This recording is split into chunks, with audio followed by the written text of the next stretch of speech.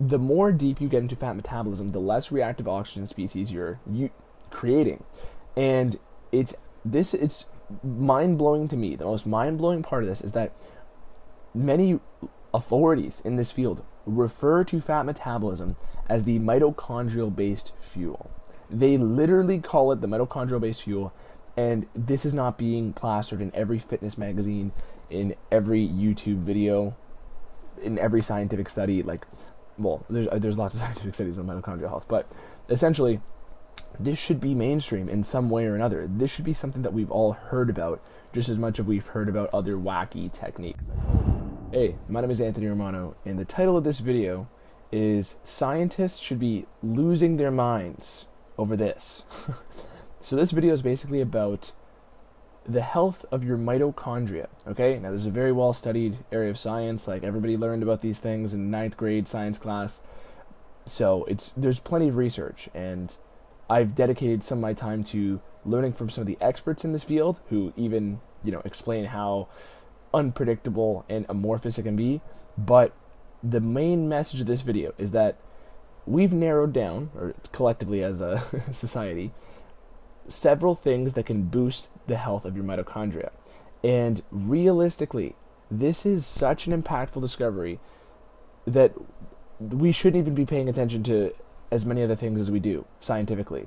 So the health of your mitochondria is so important, and we have established ways to boost it, primarily through fasting, through the ketogenic diet, other techniques like that I'm going to explain.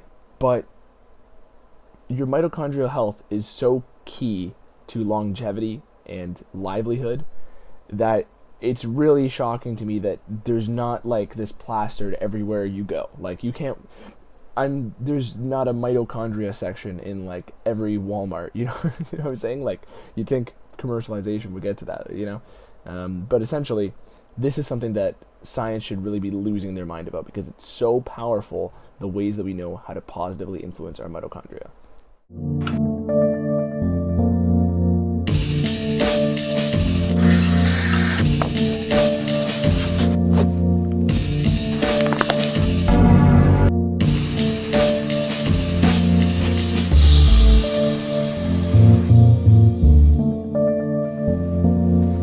Okay, so I'm going to try to make this video quick, or at least quicker than it has to be.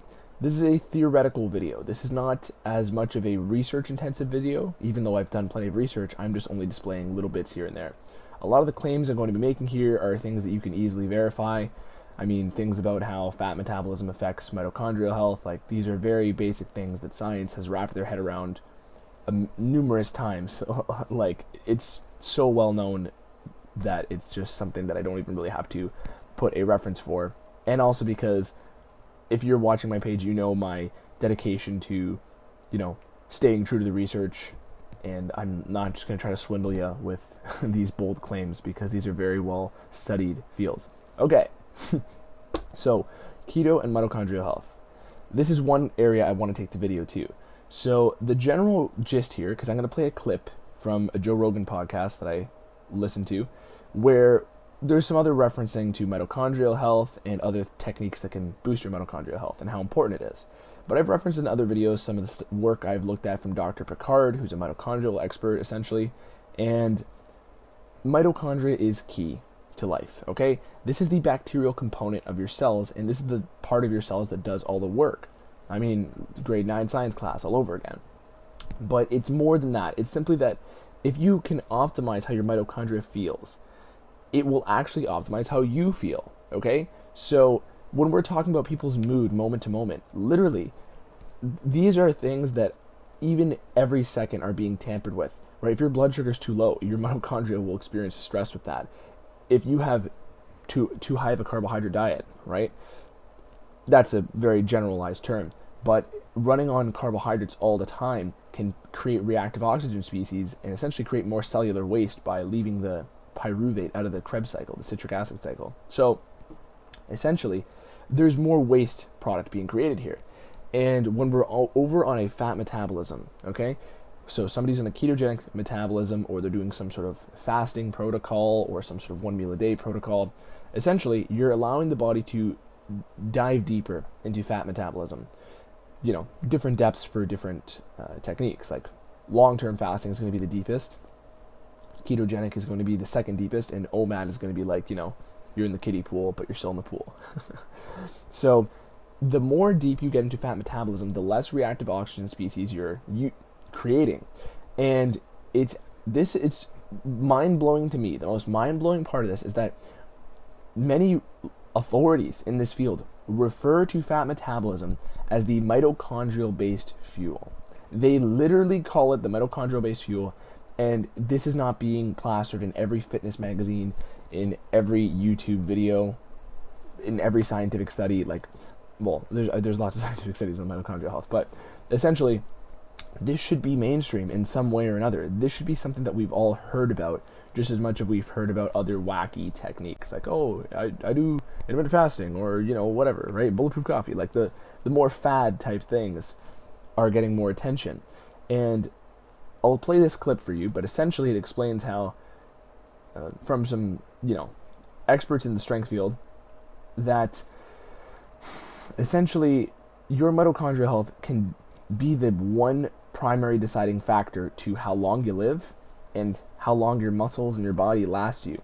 Now, if you've read any of the other bulletproof books by one of my favorite authors, Dave Asprey, you'll see that there's extensive study on mitochondria and it being linked to, longevity, it being linked to people who don't get cancer, right? Essentially, the healthier mitochondria is like the bedrock of your overall health. And this is amongst all living things on the earth. And like I said, this is a theoretical video, so before I show you this clip, I'm going to close out with a little theoretical, philosophical bit here, okay? And that is, there's an 80-20 principle. It's called the Pareto law. It's from an Italian economist from hundreds of years ago. And this is, if you haven't heard of it, maybe you have heard of it, 20% of the input creates 80% of the output. So of all the results you get, 20% of the work is producing the majority. So basically, it's not going to be 80-20 all the time, but the minority of work is going to produce the majority of the outcome. So from the majority of results, it was produced by a minority of the people working, or the mechanisms at play. The body is a complex system, but I think this particular silo is worse than others.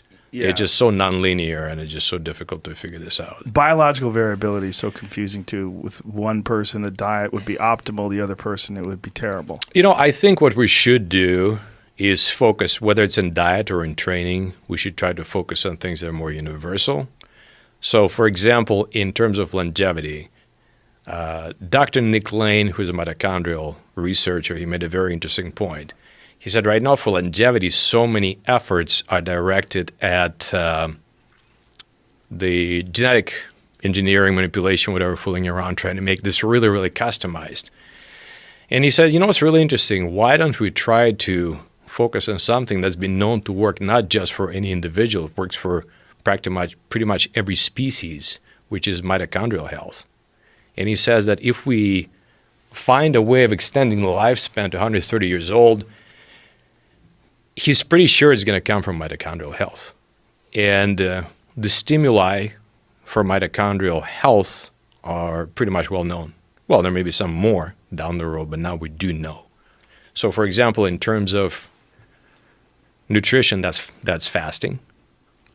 In terms of exercise, it is both aerobic steady-state exercise and that type of work for fast fibers that I told you about, anti-glycolytic training. And there's cold. So those are the stimuli, the primary stimuli for the mitochondria. So probably for nutrition, the same thing. They should look for more things that work for everybody. And then on the margins, try to fool around with customization. So when we're talking about, overall health, and that it's this big black box of Pandora's box of, we don't know what we're talking about.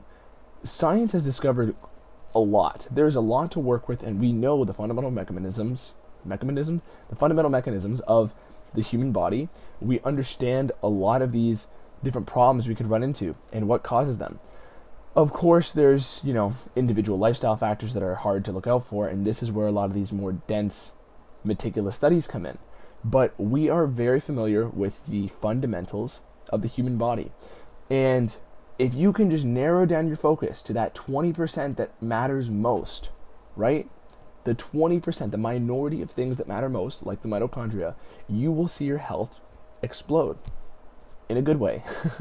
And that's essentially what the point of this video is. It's that if you can double down on one of these mitochondrial-based mechanisms, right? Fat metabolism, these mitochondrial-based fuel mechanisms, right? Which I'll explain more in other videos, I'm sure. But essentially, this is to open your mind to the fact that choosing one of these routes is going to eliminate most of the health problems. And this is why people are so evangelical of fasting. This is why people are so, stepping on every pedestal and shouting about keto, myself included. And essentially the point is that if you've heard people go so crazy for these things, and it seems like it's just one simple thing they've done to their diet, it's because it is. It just happens to be the most important thing to change. Of course, there are other ways to, further tailor somebody's health. I'm not, disregarding that. But scientists should be losing their minds about this, and everybody should be running and screaming about this and telling everybody and their mother about the mitochondrial-based health that you can get from a ketogenic plan, a fasting plan, 1 meal a day, other things like this, sugar restriction. You get where I'm going. So I'll play this clip now, I guess, or maybe I already played it. But either way, I hope this video was informative to you. And if it gave you some insights you never really thought about, especially with the addition of my little philosophical spice on top of there, let me know. Anthony Romano, peace.